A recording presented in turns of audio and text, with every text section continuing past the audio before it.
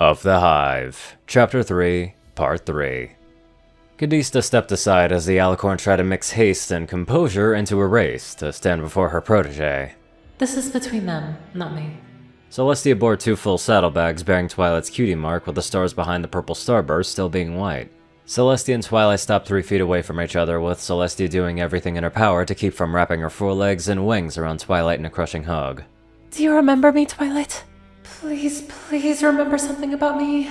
Twilight was rendered speechless as she stared intently at the alicorn's face. Seeing Celestia through the eyes of someone else's memories was one thing, but hearing that painfully familiar voice address her directly, coupled with that pleading expression, was another.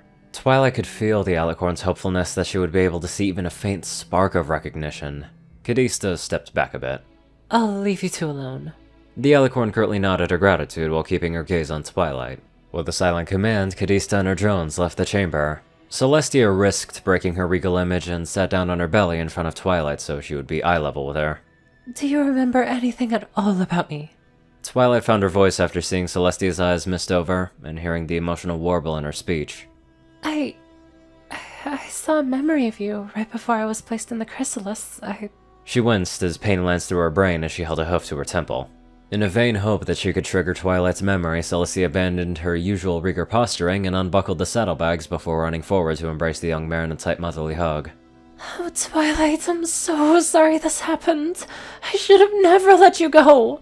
She wept shuddering tears into the lavender changeling's fur, while constantly repeating her apologies over and over again. Twilight knew that she should have feelings for the princess currently trying to crush the life out of her. But outside of a few brief flashes and the scene in their hatchery, there simply wasn't enough to spark what she once shared with Celestia. Her analytical mind kicked in after recovering her wits from being bum-rushed into a hug. She was my mentor. I probably owe my life to her at least once, and she must have provided for me greatly if she loves me this much. Twilight was nearly overwhelmed by the intense motherly love washing from the alicorn like a torrential river. She barely managed to remain lucid from the ecstasy of drinking in so much love. Until I remember what we once meant to each other, I can at least try to begin anew. Casting aside her misgivings, Twilight attempted to hug her old mentor back and buried her muzzle into the alicorn's neck. If for nothing else, the princess is in pain, and maybe this will let that heal. A small part of Twilight was more than happy to greedily inhale as much freely given love as possible. Slowly, over the course of several minutes, the elder mare's tears dried up and she released Twilight from her embrace. As she pulled away, Celestia searched Twilight's expression. She found sympathy, and a very faint twinge of recognition, but not the happy smiling face of her beloved student. I know you don't know me as I do you, but thank you, Twilight. I needed that. We must have shared a deep personal relationship, so she will probably prefer that I drop her title. I wish I remembered more of my past, Celestia, but the memories just aren't there yet. The admittance nearly crushed what was left of the alicorn's hope. The inner pain was mirrored by her face as she was not yet able to summon the will to reform her typical regal visage. I knew coming so early after your... She found it difficult to associate her beloved unicorn with a term that came to mind. Your rebirth wouldn't have given you much time to recover, but I had to see you, to know that you were whole again. Twilight attempted to inject some humor to lift the mood and bonked herself in the head with a hoof. Well, I'm not quite whole yet, but I'm getting there. Celestia gave a much-needed chuckle. I see some of Pinky's sense of humor rubbed off on you. As that touch of mirth returned to the diararch, she finally took in Twilight's new appearance. Behind the fangs and slitted eyes and stripe of orange hair, my little Twilight is still in there. Relief flooded her and eased her mind. I don't care if she's a changeling now, she's still the Twilight Sparkle that I know and love. Pinky's name meant little to Twilight Sparkle, outside of assuming it was an old friend of hers. I know this may sound weird, but my journey here wasn't a total loss. The princess's mood began to fall again, and Twilight scrambled to elaborate. What I mean is, I came to learn all about changelings, right? Well, now that I am one, I can learn everything that there is to know and I can tell you all about it. She didn't want to voice her fear that Cadista might object to that. Celestia decided to count her blessings that Twilight was still willing to help her, even if she didn't fully remember their relationship. I would appreciate that, thank you. At least your metamorphosis will have meaning outside of preserving your life. Are you being treated well here, Twilight? The younger changeling nodded sincerely. Yes, of course. Cadista has been nothing but accommodating. She cast her eyes downward to rattle off a list. I'm not hungry, thirsty. She remembered the love crystal Ratchet gave her. Every pony has been very kind to me. She looked back up to Celestia. They've welcomed me as their sister, and I have every reason to be happy here. Celestia hung on the term sister for a moment before pushing it aside for later. I'm glad. I couldn't bear the thought of you being treated poorly because of all of this. Twilight placed a comforting hoof on her mentor's right foreleg. Believe me, Princess, I may have only been alive again for a day, but what I've seen from the Hive is so far amazing. Surely you've saw it all on your way here. I did, several times when I came to visit you during your convalescence. The alicorn turned around to levitate the saddlebag that she had left behind and placed it next to the two sitting mares. I brought you some things that I thought you might like to help jog your memory. Twilight noticed her cutie mark on the bags and zeroed in on the fact that the background starbursts were white.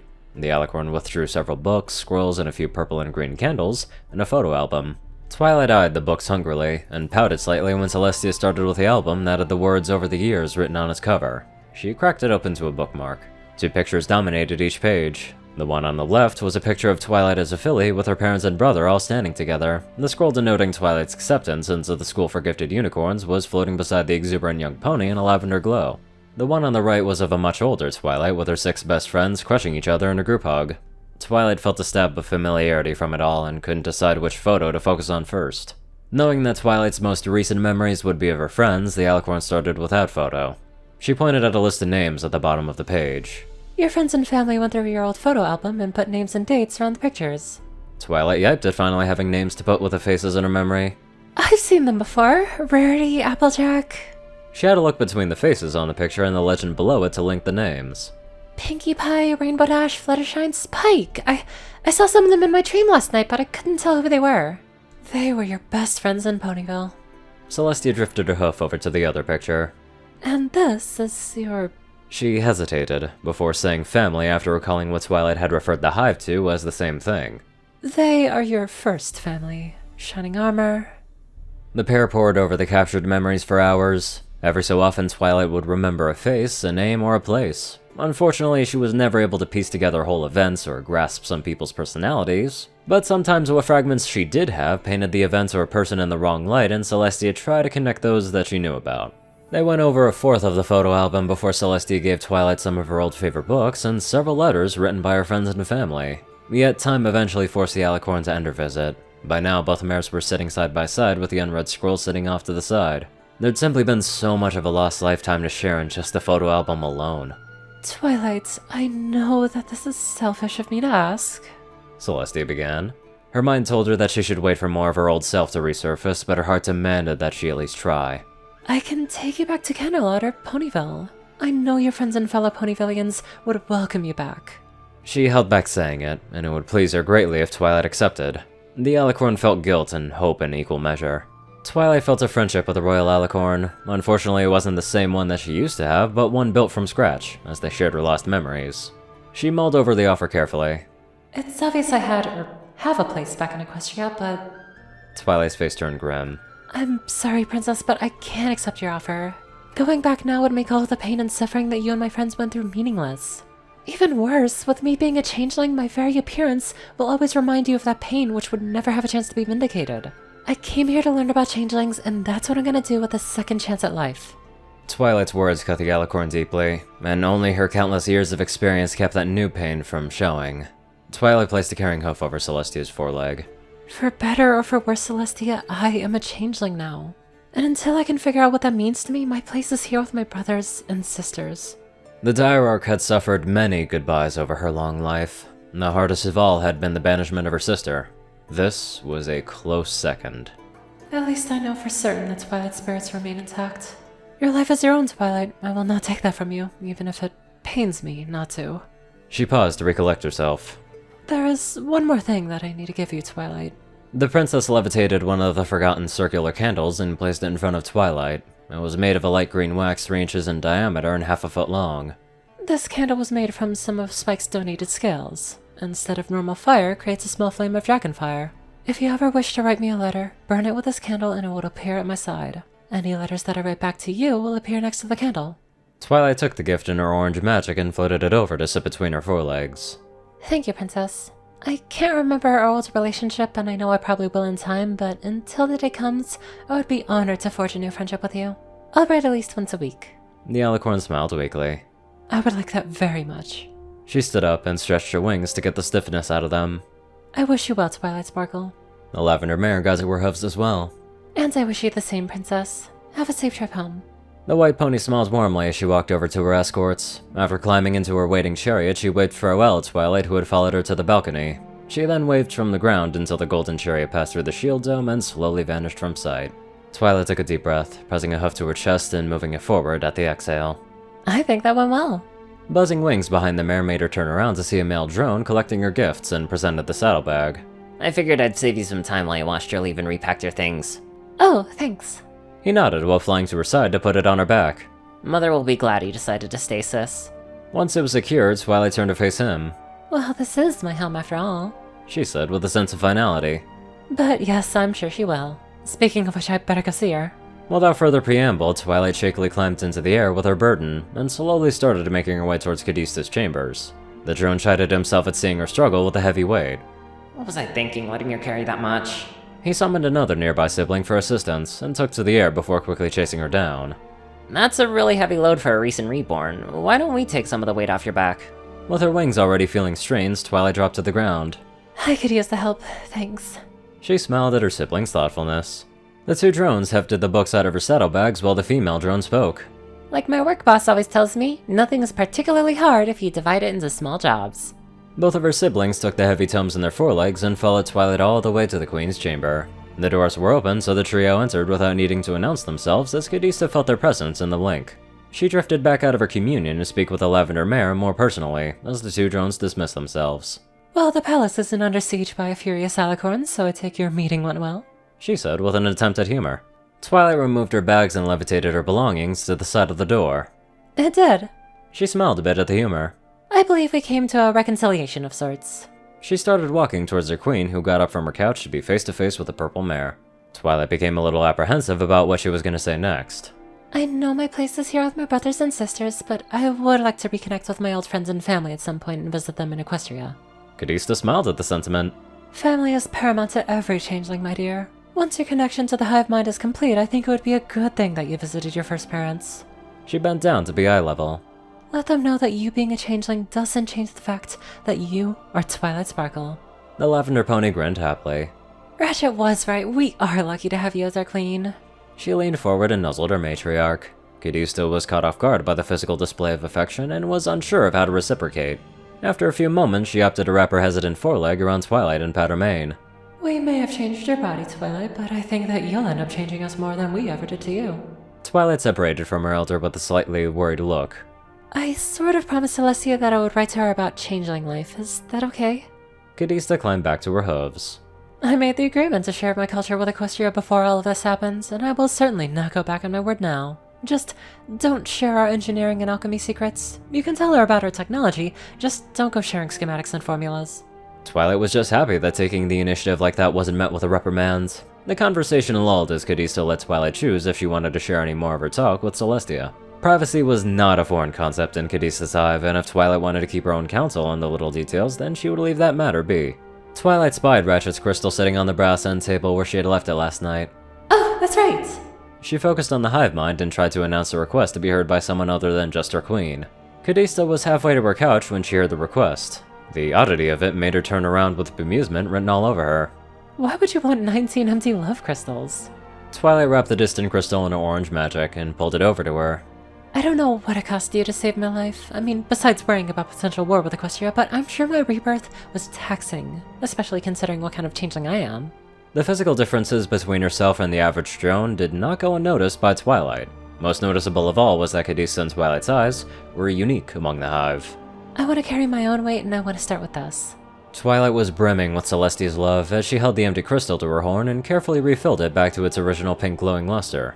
She felt herself grow weaker, but her body was so saturated with love that the effect was minimal. Cadista was startled at Twilight's willingness to part with freely given love. Twilight, that's not necessary. Our gatherers may be few, but they still more than exceed our monthly love requirements. Twilight sent the crystal to her saddlebags.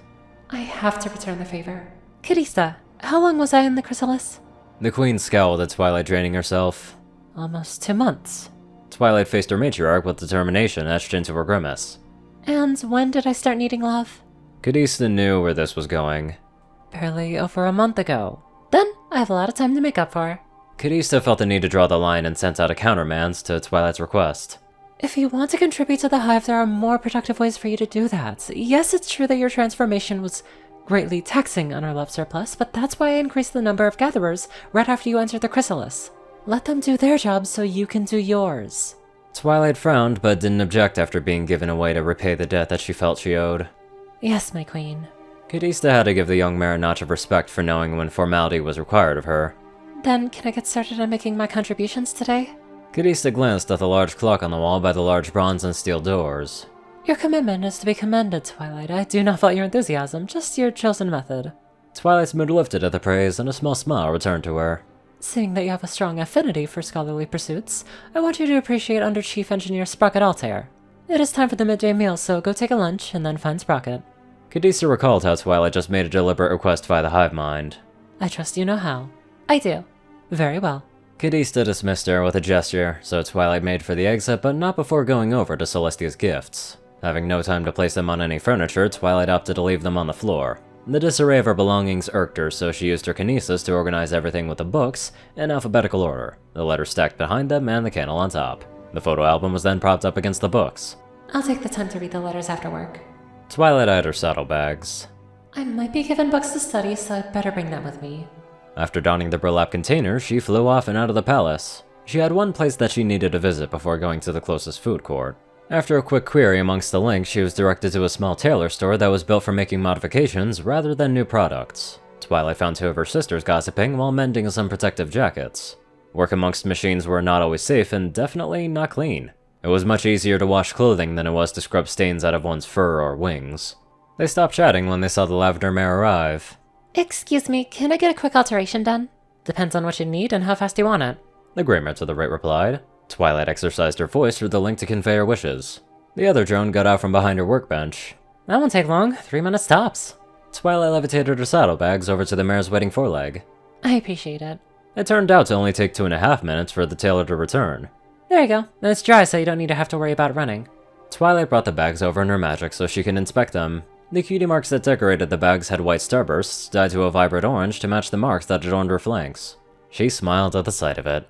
It's perfect. That meeting wasn't half bad, considering that there wasn't much awkwardness or tension. Certainly a better outcome than one would expect. Now let's get on to our perceptive donators. Top donators: Peter Coulthard, J10 Man, Darkside, Gauntlet, and Only One Thing.